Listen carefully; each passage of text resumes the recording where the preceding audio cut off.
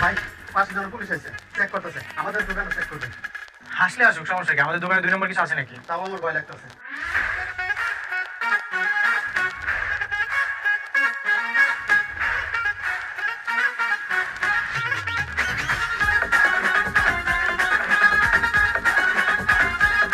করে তাকিয়ে দেখছেন কি?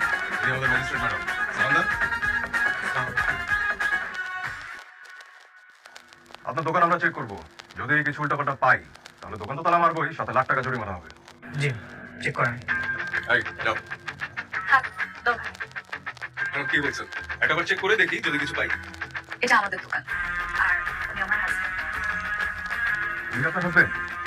ম্যাডাম আপনি তো ম্যাজিস্ট্রেট, আপনার ভেবেছিলাম যে আপনার হাজবেন্ড হয়তো জজ বা ব্যারিস্টার হবে। কেন?